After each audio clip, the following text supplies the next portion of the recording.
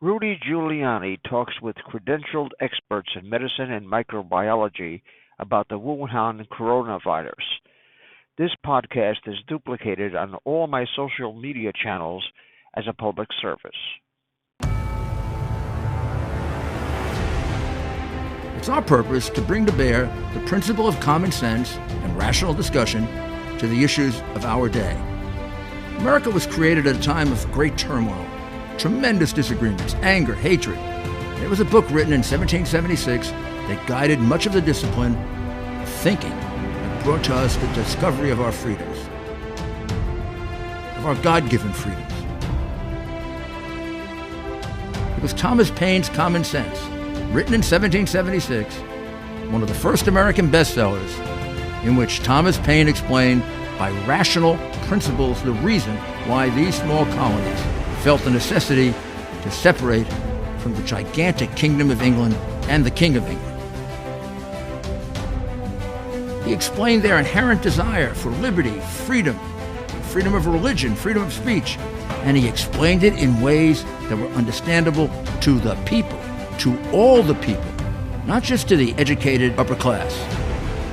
Because the desire for freedom is classless. The desire for freedom adheres in the human mind and in the human soul. Today we face another time of turmoil, of anger, and very, very serious partisan division.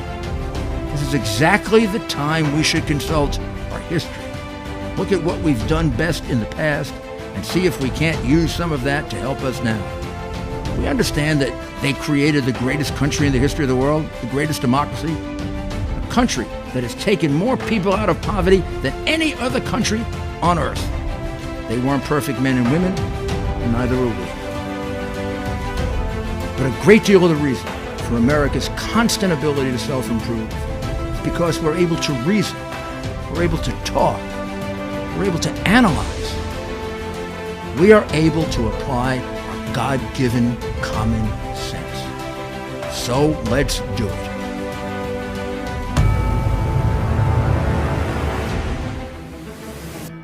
Hello, this is Rudy Giuliani with Common Sense. We're here today with a very special episode that is going to deal with a crisis that seems to be overtaking the United States and the world very, very quickly. And we have with us three distinguished doctors who deal with it day in and day out. And I thought it would be really valuable for us to be able to talk to people who actually have experience with this, as opposed to our political leaders who obviously have to deal with it, even our medical leaders who deal with it but at 180 degrees, 360 degrees, people right on the ground. I remember when I dealt with West Nile virus and with anthrax, getting the opinions of the people who have to deal with it day in and day out was critical to see what was going on. So we have three very, very distinguished doctors with us, and we want to make sure that we cover as much as possible to at least give you a sense of where we are right now. The first is Peter Polisi from Mount Sinai, from the Icahn School of Medicine, and then from Montefiore Hospital, there's Dr. Mario Garcia and Dr. Adam Keene, and they'll be on in succession. So we're first with Peter Polisi, who is with the Icahn School of Medicine at Mount Sinai Hospital. He's a professor and chairman of microbiology. He's a Horace W. Goldsmith Professor of Medicine. He said he didn't know what Goldsmith was for. Okay. He's a member of the National Academy of Sciences and the National Academy of Medicine and the German and Austrian Academy of Sciences. But he's been in the United States for 50 years. So this is an American with a very substantial European background, which helps a lot.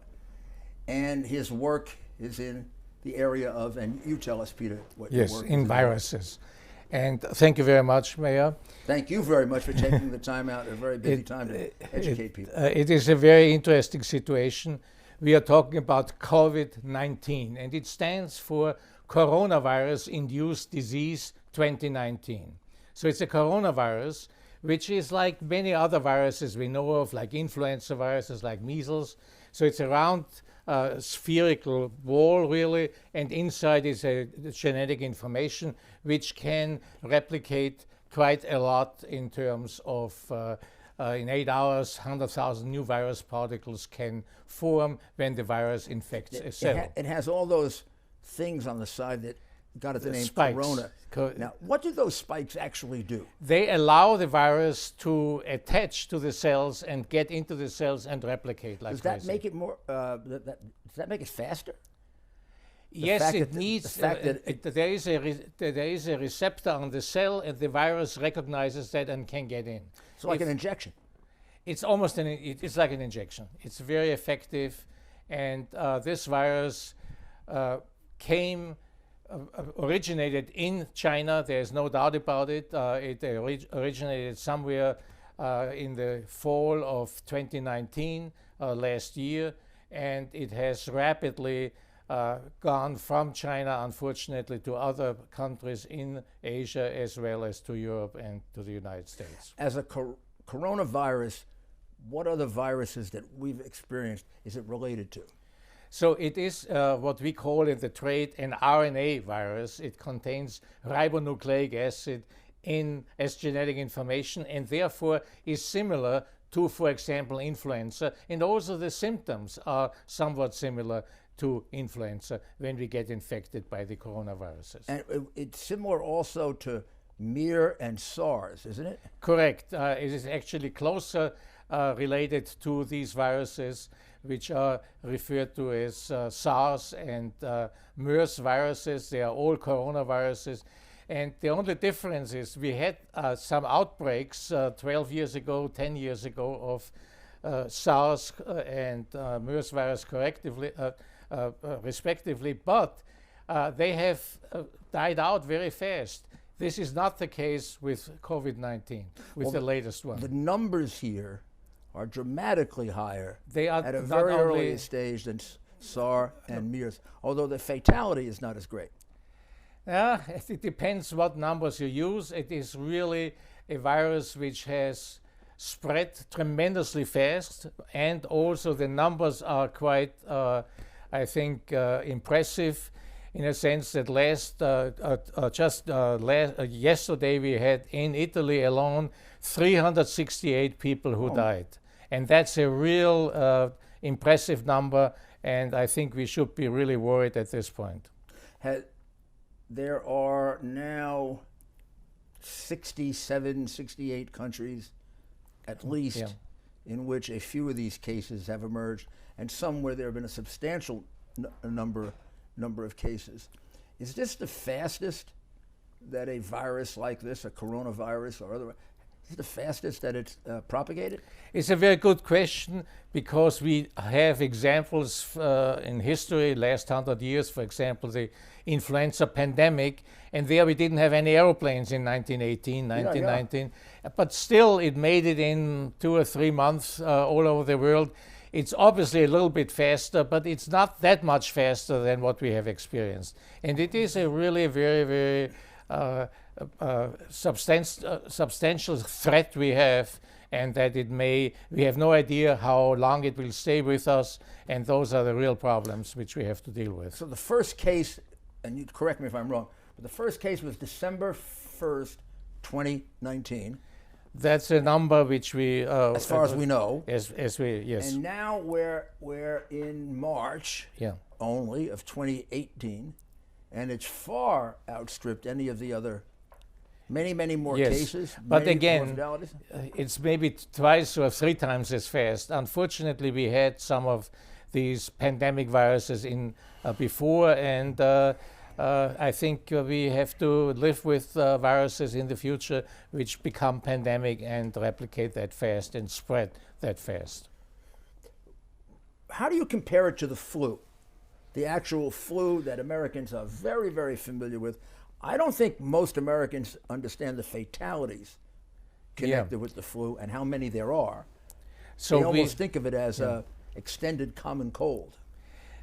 You're absolutely right, and it is underestimated and I don't want to say underappreciated because Right.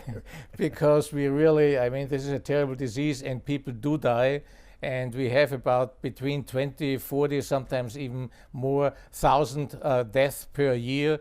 And this is something which we really are trying to help in the future by developing universal influenza virus vaccines. The same way we are trying to develop now vaccines against the coronavirus. How do I know the difference between the symptoms for the flu or the symptoms for COVID-19? Ain't easy, Mayor, ain't easy. The differential diagnosis saying this is flu or this is coronavirus is not easy. And the only good thing is now that we are seeing a decline in influenza virus infections in the country. And so if we see something now, it's more likely a coronavirus. Is that because we're coming to the end of the season? Correct. Now, will that happen with COVID-19? Will we have a season for it? I remember with West Nile virus, when we first dealt with it, I had tremendous resources and spraying, and they told me, you got to deal with about 3-4 months. Then it's going to go into hiatus. Then it's going to come back next spring. And no, it's an absolutely fantastic point you brought up. We have this seasonality of influenza virus in the northern hemisphere, obviously, where we have December, January, February, March. Then it really comes down. And it might be, and I really say it might be the case also for the coronavirus. But again, it's apples and oranges. We have not experienced this particular coronavirus. So I think it's a hope, but it's not being certain. Now I'm going to move on to the two other doctors. But what is the thought you would like to leave us with, Doctor? The most important thought that you think we should. We hope that we shall survive, meaning that we have an end to this pandemic and that we will be better prepared in the future. Well, I'm sure because of people like you, we will be, because I found in working with the scientific community in New York, it's the best in the country. Yes. And you learn from whatever small mistakes we make. Boy, you learn very, very quickly. Dr. Polisi, thank you very, very much. Okay. For your very informative Thank you. talk, and good luck in this very substantial challenge. I'm sure you're up to it and will do a great job. And now we'll take a short break and we'll be right back. Welcome back, and we're here with Dr. Mario Garcia, who is the Chief of Cardiology, the Division of Cardiology at Montefiore Hospital, a great New York hospital. And you might say, well, Chief for Cardiology, there's infectious disease. Why is he here? Well, for a very important reason, and he's going to be discussing the global effects of something like this. A hospital is not a single entity, it's a large entity. If it gets overwhelmed in one area, we're going to have problems in another. Plus, as a doctor, he has obviously developed a great deal of knowledge about this. So, Dr. Garcia, we're very, very pleased to have you. Can you tell us, when you have a now pandemic like this, which is almost like an emergency situation day in and day out in the hospital, what impact does it have on all of the other disciplines in the hospital who are equally or as important, or in some situations maybe more important? Mr. Mayor, thank you very much for giving me this opportunity to speak. Obviously, our attention right now is focused on a pandemic which is emerging and expanding and affecting our daily lives. But I want to remind everyone that for the last over 100 years, the number one cause of death by far is cardiovascular disease. For men and women? For men and women. A lot of women don't know that. Correct, right. more than breast cancer. So when we treat patients with cardiac disease, we look at emergencies, which are still handling, and then we have what we call elective procedures. Within the elective procedures are those that can wait and those that we don't know how much can be wait to be rendered. And one of the concerns that we have, of course, is when we have a pandemic like this that saturates our ability to provide care, because all the hospital beds are occupied, because all the physicians and nurses are attending patients with respiratory illness.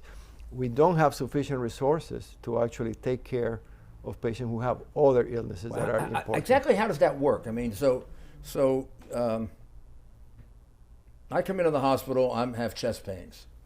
You do a cardiogram or whatever else, and you determine, well, let's say you determine that I have a significant blockage that makes me a candidate for either surgery or a stent. Isn't that usually an analysis you go through? Yeah, so if you come to the hospital right now, brought by ambulance, or you go to the emergency room with chest pain, and we determine that it's urgent to proceed with an intervention, we will do that regardless of whatever pandemic. Regardless of the fact that, are you on a discipline now where you cannot do elective surgery? Correct. I mean, one of the problems is that a lot of people actually have less acute illnesses. So they come to the office and they having some chest pain. We do some testing and we decide that there's a blockage and they need to be treated. That's considered now an elective procedure, right? Mm-hmm. It's not an urgent procedure. If our system is so saturated that we cannot take care of urgent procedures, but only those that are absolute emergencies, there is a risk that many patients may have an event that is potentially fatal. Well, sure. I mean, you think of these situations we all hear of. The patient comes into the hospital, he gets treated. For whatever reason, he goes home, and 3 hours later, he dies of a heart attack. Correct. Because this is not all completely known to us. We don't have all of the factors. You're making judgment decisions when you're making judgments about how much time should it take. Ideally, it'd always be better to do it right away, wouldn't it? Correct. We want to treat problems quickly, and that doesn't go only for heart disease. It goes for cancer. I mean, if you had a cancer and you do an operation to have the cancer removed, that's an elective procedure, but how long can you wait? If this pandemic potentially will last for too long, maybe the opportunity of getting cured may go away. Mm-hmm. And that's one of the concerns that we have. So we want to slow down this epidemic. So the measures that are being taken right now, like social isolation, is to actually reduce the expansion, the rate of infection. So we have enough resources in our hospital system to be able to take care of everyone one at a time. If we let this infection go very quickly, like it has happened in Italy, we may not have the resources to take care of others. So right now, your hospital is operating within its capacity of resources? We still have capacity, but obviously we are concerned. We look at other countries. We look at Italy, for example. Italy was overwhelmed. Right. Part of the reason why it was overwhelmed is because testing was not implemented quickly. So the disease spread in the community before nobody knew it. And only when people were getting very sick, getting to the hospital, is when they recognized that the problem was serious. So the serious cases of COVID-19 have to be taken to the hospital. Absolutely. Plus the other serious cases that are happening all over the city. I mean, I don't know if anyone really appreciates how big New York City is. Obviously I do. I know I've been in every emergency room in every single hospital in the city when I was the mayor, for my police officers, firefighters, sanitation workers, correction workers, and teachers. But it's a very, very big city, and it's very hard to overwhelm. That September 11 overwhelmed it.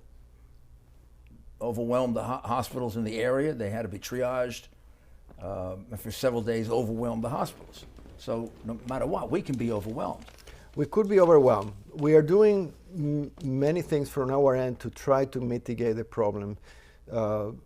We are transitioning to provide more telemedicine.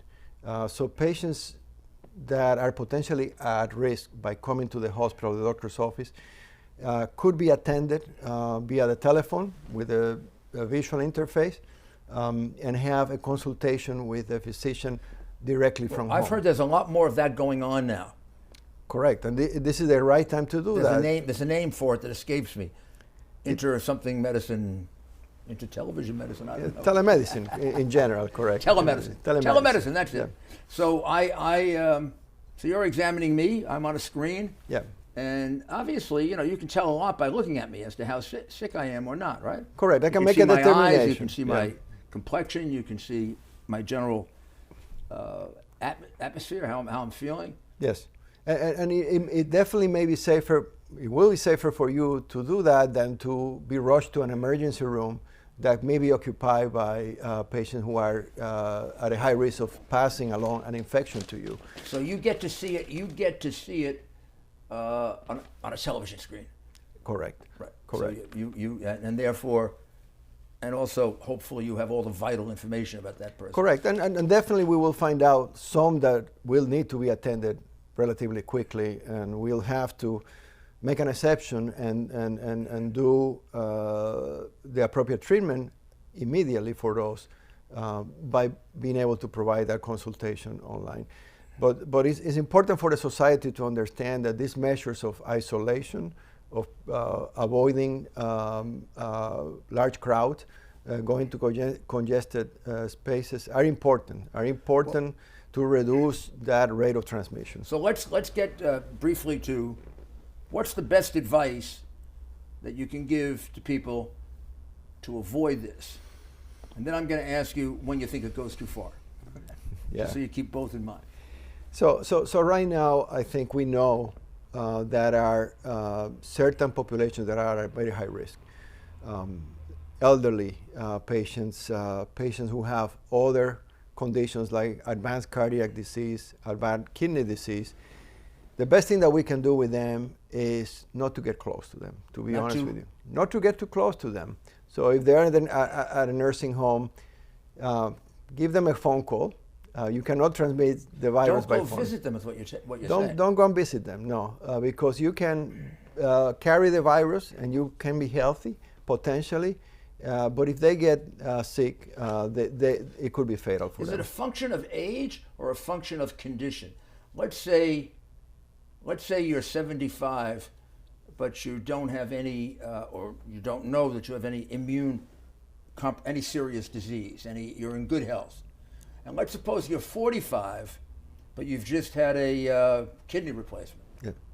Both would be at high risk. The kidney replacement patient, because he takes medication that lower their immunity. So it isn't always age. No. But is it always age? Is a 75-year-old in excellent health at more risk than a 45-year-old in bad health? Probably the 75 will be in better health, will be at a lower risk. But yet, at a lower rate, in other words, you have a better chance. You got a better chance to survive. But I wouldn't like to expose either of them. The idea is, right, simplified, some doctors simplified it this way. The virus attacks you. Your immune system is like an army, and it stands up to fight. But if that army has been depleted of most of its cavalry or most of its infantry, they're going to lose. On the other hand, if it has a full complement of cavalry, infantry, defenses, it's going to win. Correct. And part of the things that we want to do also dealing with other illnesses like heart disease or cancer is to treat those conditions too, because if you need a stent, to treat your heart disease, and we don't do that to you, and you get infected with the virus, you're going to be... Oh, of course. I never thought of the connection between the two. Correct. You're going to be... It's a very complicated time for you, Doctor. Yeah. It was really quite wonderful that you took some time out.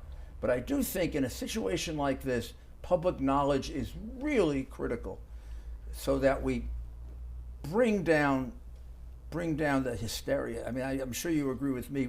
We have to deal with this seriously, but to make people too fearful, to make them too upset, is going to just make things much worse. Absolutely. Most of us will definitely do okay. We will survive this epidemic. Children do actually very well. Mm-hmm. Younger adults, very unlikely to get sick.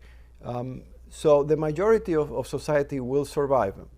probably a large percentage, maybe 50% of the population eventually will get infected over the next year or the next 2 years. We don't know that yet, but that's what happened with other similar viral illness. But to make that very gradual and to protect the individuals in society that are at risk is what we need to do right now. And the way to cough is like this. Correct? Correct. And then you say goodbye with the other elbow. And now I'm going to say goodbye and thank you very, very much, Dr. Garcia, which is now the second time that we've met, right? Correct. We met under other circumstances. My pleasure, Yeah. Major. God bless you. Thank you. We are now with Dr. Adam Keene, who is with Montefiore Hospital and is right in the eye of the storm. Dr. Keene deals with these cases day in and day out. He's an infectious disease doctor, which is exactly the doctor that has to deal with these viruses, and he's been doing it all throughout his career. And he'll be able to give us firsthand information about what's going on. So, doctor, how did you first become aware of this? This is a totally different new virus. You're used to the fact, as an infectious disease doctor, that viruses change, but every time they do, that must be a bit of a surprise, right? Yes, I think I would say that we have pandemics. If you look through the years, we seem to have a few a decade. I've been through 4 or 5 myself. The last one that we faced that we had a lot of concern about was Ebola, and I helped with our response to that and preparations for that. And so after that, we thought more about the fact that more would be coming and what to do the next time. This particular outbreak is more like what we've been expecting, which is what's called pandemic influenza, a large... More than MER and SARS and things like that? It's very similar, genetically to MERS and SARS, and clinically it acts very much like it. So it's more infectious, meaning that it infects people more easily than MERS and SARS did, but it's also somewhat less lethal, except for in certain segments of the population. The numbers, though, are strikingly different between MERS, SARS on the one hand, even though they're coronaviruses, and COVID-19. I mean, there you had 1,000 cases or so. The deaths were minuscule compared to the deaths. You're already there 8-10 times the number of deaths. They were in a few countries. This is already in 67 countries. Right. So what's the big difference between them? Did you stop that one faster, or is this more prolific virus? Does this have the capacity to be a more prolific virus? It's both. I think we stopped both MERS and SARS more rapidly, both because they were somewhat less infectious and because of our response to them. The initial phases of any epidemic are attempts at containment. Both MERS and SARS were contained. Coronavirus, COVID-19 virus specifically, were past a containment phase. And when did that happen? I can't give you an exact date, but I would say that we've been transitioning in sort of our approach to this over the past month or so, realizing that we're more in a mitigation phase, a phase where we're trying to, what we say, flatten the curve of the outbreak. In other words, the Department of Health, and as Dr. Anthony Fauci said, we can expect that a large percent of the population will be infected with this virus at some point in the next few years. So it started in Japan, and in China, and by the time it got out of China, was it already a full-blown virus and on its way to becoming a pandemic? It seemed like there were an awful lot of cases there right away, and still half the deaths and half the cases, even though it's declining in China, are in China. Right. Yeah, so China had a extremely large outbreak. that there's much larger than I think we've ever seen any place before. Yes, and it was late to be recognized and late to be controlled. But when they controlled it, they used very draconian measures. What are they doing? Very extreme forms of social isolation, not allowing movement, shutting down businesses to only the essentials, forbidding any forms of public gathering, things like that, things that go beyond what I imagine would be tolerable in the United States, to be honest. Now, the spread of the United States doesn't seem to be, well, maybe I'm wrong. You tell me. The spread of the United States, is it fast? Would you consider it fast? The number of deaths is around 60, 70 deaths. Number of cases about 6,000 or so. I'm not sure of the exact number. In a country of 374 million people, doesn't sound like a... Right. Right now, it doesn't sound like it. Is the fear, the prediction of how fast it moved in China, Italy, and South Korea? I think the concern is that we may be like Italy was 2 or 3 weeks ago, where there's a lot, it's clear that there's community spread now. And there's a lot more disease out there than we know. And the reason that we don't know how much disease is out there is because we have not been able to test adequately. So it takes time from when you get infected to when you show any symptoms, and from when you get any symptoms to when you get ill enough to be hospitalized. We're just starting in New York, at least, to see those patients who are ill enough to be hospitalized. How many patients have you seen? So currently at my hospital system, we have 23 cases, 8 of which are in the intensive care unit. That is from 3 days ago we had 2. As you know, there was a large outbreak in New Rochelle, and we service that area. Oh, you do? Yes. Oh, you service New Rochelle? Yes. And the other hospitals share it with you? Well, there's an affiliate, there's a branch of Montefiore that's in New Rochelle, actually. Yes. But we take, we're a referral hospital, the hospital so that I work at. How bad is New Rochelle? I know it's been pretty extreme measures. It's been it's like an isolated area. You can't go in, you can't go out. Right. So it's been a large outbreak. I think they've been taking very appropriate, extensive measures in terms of testing and isolating and limiting public gatherings.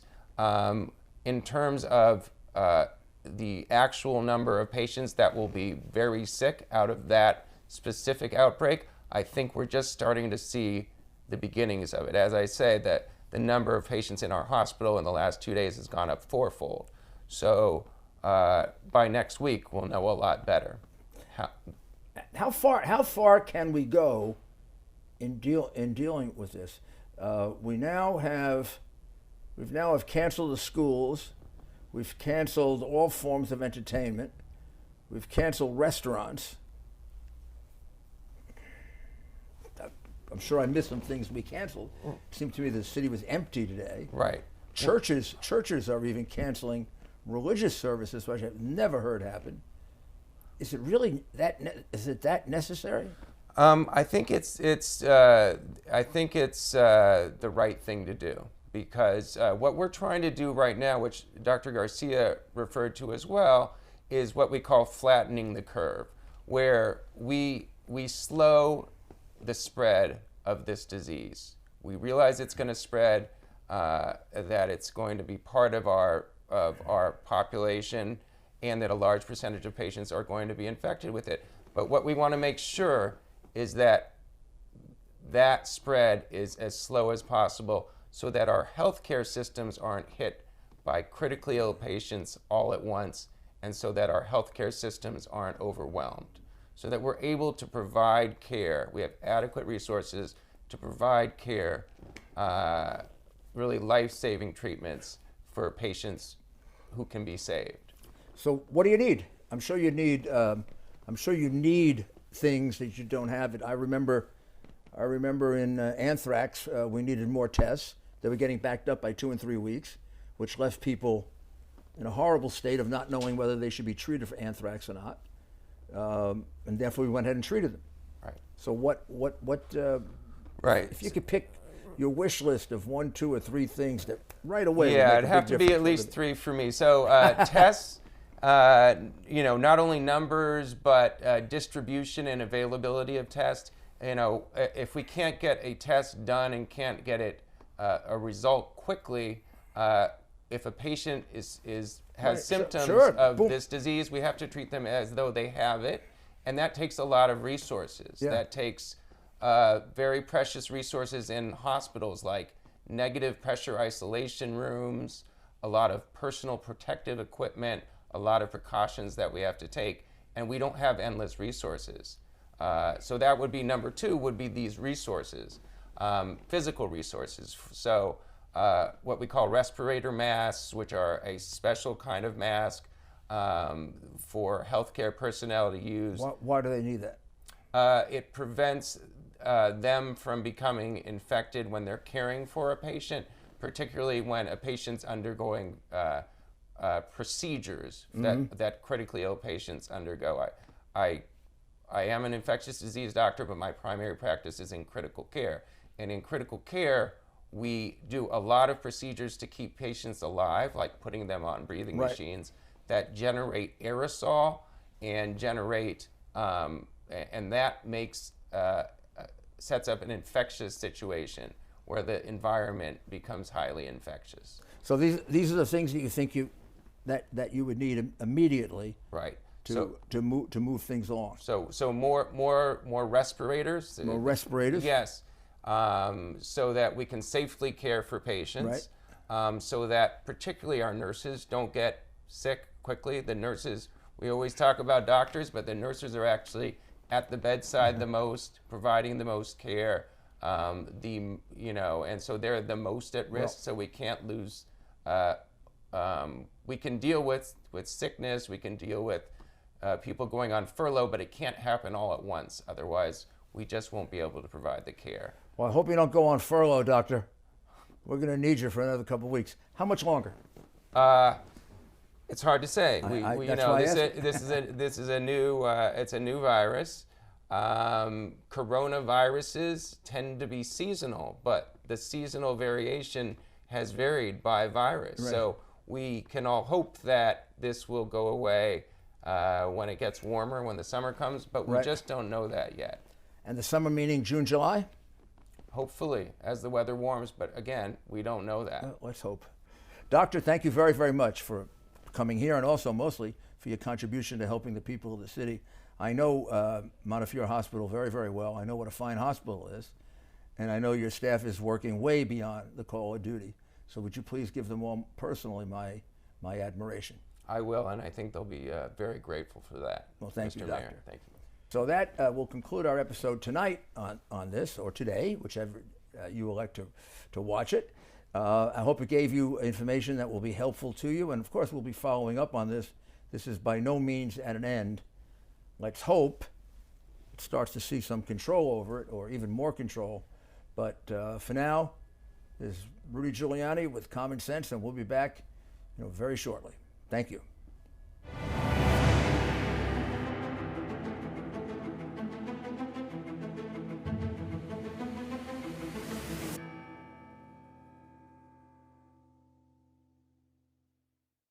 Please subscribe to our backup channels, Net4Truth USA 2 Patriot channel, BitChute.com/Net4Truth USA, and drop.space/ at Net4Truth USA.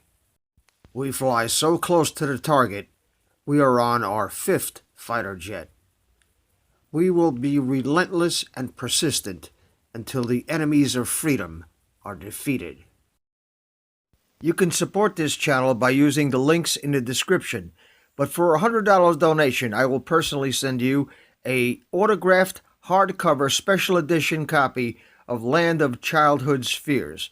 Also, visit my bookstore at lulu.com/Net4Truth USA. If you are viewing this video on BitChute, you can use the links in the description to support us, or simply click the green $ dot on our video to support this channel. Thank you. Links are in the description section.